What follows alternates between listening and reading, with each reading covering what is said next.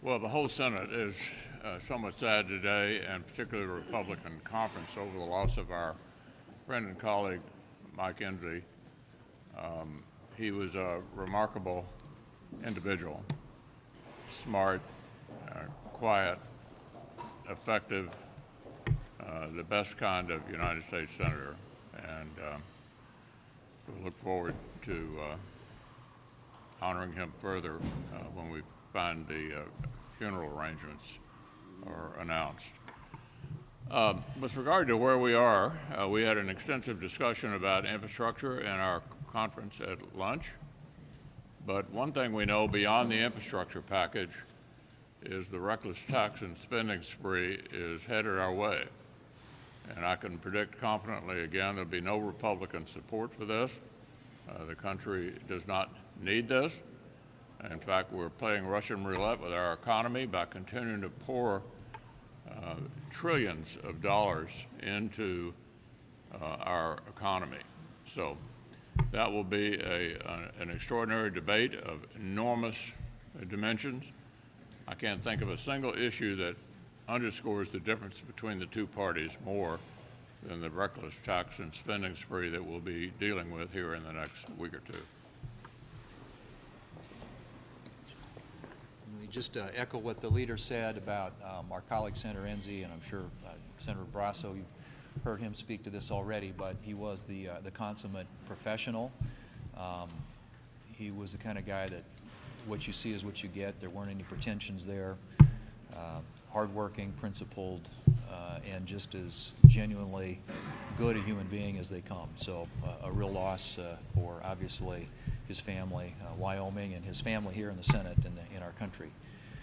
Just let me say about the tax and spend proposal, the tax and spend spree that's been outlined by the Democrats, that I was happy last week that every Republican senator here sent a letter to the President outlining something that we will never vote for, and that is the proposal to raise taxes on small business people and family farms and ranches that the President has outlaid in their, or laid out, I should say, in their $3.5 trillion tax and spend proposal. And part of that, I think, harkens back to the fact that a lot of our farmers and ranchers throughout the pandemic, as they always do, showed up day in and day out. And one of the real silver linings, I think you could say, about the pandemic is we never had a food shortage. And we owe that to the people who are out there every day working hard to make sure that we have a stable and affordable food supply. And they shouldn't be rewarded by their government with a big fat tax increase as a result of that. And so our members weighed in with the White House, made it very clear that that was something that we're not going to tolerate. And I'll say one other issue about our farmers and ranchers. I had been requesting for some time a hearing to take a look at the potential manipulation in the meatpacking industry. Meat packers have been reaping big profits. Those profits have not been seen by producers across this country. And we had an Ag Committee hearing a few weeks ago that examined that. And now the Judiciary Committee is also going to take a look because one thing we know is that the livestock producers in this country deserve fair, transparent markets. We owe that to them. And I'm going to work as hard as I possibly can to see that we get them some answers as to what's happening in the markets out there that are seeing the meat packers continue to do well, ranchers continue to struggle, and consumers continue to pay skyrocketing meat prices at the supermarket. That is an unacceptable situation. Well, thanks to all of you for the condolences that we've been receiving about our friend and colleague Mike Enzi. A number of you went to his Christmas cookie party every year. As you know, his wife Diana would bake hundreds of dozens of cookies and invite everybody. The press would be invited, the police would be invited, the plumbers would be invited, everybody on Capitol Hill, all part of his family. Truly beloved in Wyoming. People really, they knew Mike and they understood that he respected them, that he understood their problems and he believed in them. And for that reason, he continued to get elected and reelected through 4 terms in the United States Senate. To the issue before us now in the Senate. This past weekend, Nancy Pelosi demonstrated who is truly running the Democrat Party. It's not Joe Biden, certainly not Chuck Schumer. Nancy Pelosi went on national television and she made very clear that any bipartisan infrastructure bill passed here would not see the light of day in the House unless and until the Senate sent her a $3.5 trillion reckless tax and spending bill. This wasn't a negotiation, this was a hijacking. What she's proposing is bad for the economy and bad for the country. So she's not only a hijacker, she's also an arsonist, because what she is proposing is going to put jet fuel on the flame of inflation that is hitting this country today. You say, who are going to be the victims of this? Well, the victims of this inflation and taxes, it's going to be certainly people on fixed incomes, seniors, young families starting out. The victims are also going to be every middle-class American who's going to be paying more in taxes and more when they go to buy things.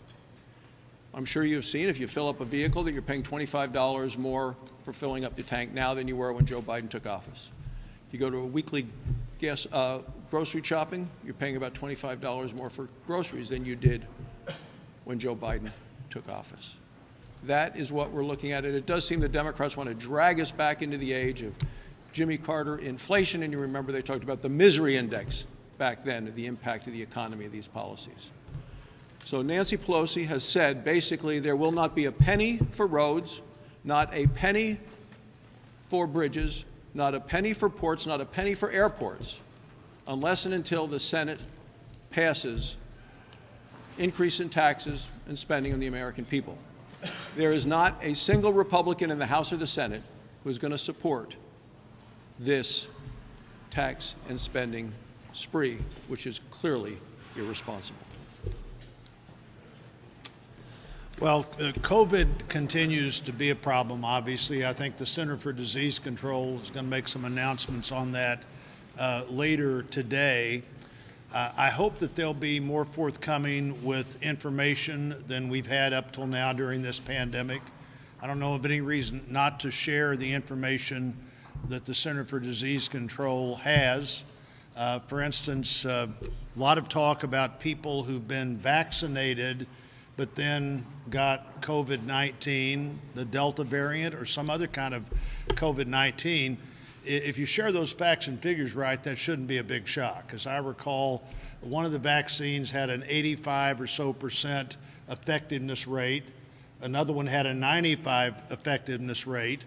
That would mean, somewhere between 5 and 10 and 15 of every 100 people that get the vaccine are going to get COVID. But the good news is the people that got the vaccine that got COVID have a very different circumstance than the people who didn't get the vaccine and got COVID. I had 3 stories I thought I'd share with you today. One in Monette, Missouri, near my hometown of Springfield. A guy named Cole, who was married, 26-year-old, father of 2 young children. His symptoms got really bad. He thought his family was losing him. It didn't work out that way, but here's what he said. He said, quote, "I just remember sitting in the hospital and just thinking to myself, you could have avoided this. I just don't want anyone to feel the way that I felt." That was Cole's quote. And then I saw in the Columbia, Missouri News report, a person who lost her youngest sister and her brother's wife to COVID, and having other family members battling that illness in the hospital. Marlene asked everyone to get a vaccine. Here's what Marlene said about her sister. This is her quote. She didn't know what the long-term effects of the vaccine would be. Well, COVID-19 was her long-term effect, and she's gone. Today in the St. Louis report on a national news network, Kimberly Jones in St. Louis talked about her daughter, Erica Thompson, who had died, leaving behind a husband and 3 sons, age 8, 11, and 12. Her mother, Kimberly Jones, speaking for the family, said, as she prepared for her daughter's funeral, she hoped others would be convinced that they need to do the right thing for themselves and their family so that other people aren't preparing for their family's funeral. President Biden's political advisor is now very, very concerned about inflation. And the demographic that it's hitting the hardest, those that are the most concerned right now, are women. The price of goods and services for nearly everything has gone up because of Bidenomics. And with this $3.5 trillion package, what do we see? We see middle America being hit the hardest with the inclusion of things like the Green New Deal and with new taxes on our farmers and ranchers and small businesses. This has got to stop. Middle Americans are the ones that are paying for Bidenomics. We simply can't afford $3.5 trillion. And folks, I think that's a low estimate for what the Democrats want to pass. They need to stop this reckless tax and spending spree. And I do hope that there are some common sense Democrats that will put an end to this. I hope everybody's following what's going on in Cuba right now. We have the Cuban population has finally said enough is enough. They've shown up, they've gotten on the streets. They have, unfortunately, the Castro regime is beating peaceful protesters. We have over 500 dissidents. Some of the dissidents I've talked to over the years. We don't know where they are. We do know some of them are being tortured, if not all of them. You can see the pictures of young boys being taken from their homes, being forced to serve in the military because they can't get enough people to serve right now. So this is our opportunity. This is our best chance. But Joe Biden's got to stand up. And by the way, you know, if you look at Latin America, Cuba's the problem. Cuba defends Maduro in Venezuela. He supports Ortega in Nicaragua. So a lot of the unrest we see in Latin America is caused by the illegitimate Cuban regime. So what is the Biden administration, what should they do? They should shut down the embassy, the Cuban embassy here in D.C. The Cuban government's an illegitimate government. That's number one. Number two is you have to use all the resources to make sure whether they do it or the private sector, we get the internet on the island. You can do that. I've been talking to technology providers. It is doable. On top of that, they ought to show the pictures, show the videos of what's happening. Jose Daniel Ferrer's family's here today. His daughter's here today. His sister's here today. His brother was here yesterday. I mean, where is he? Our understanding is being tortured right now, only because he believes in what we all believe in is freedom. So Joe Biden's got to stand up, start talking about this, and talk to world leaders. Where's Macron? Where's Boris Johnson? Where's Merkel? Where's Trudeau? They shouldn't be supporting an illegitimate government in Cuba. Peter McConnell. A recurring message at the hearing today over on the House side on the January 6th attacks was a frustration from the officers who were responding with those who were downplaying the significance of the attack on January 6th. As somebody, you were here on that day. What is your message to those who have been downplaying the severity and the significance of the attack on the Capitol on January 6th? I had a good deal to say about that, not once, but twice, on January 6th and again on February the 13th.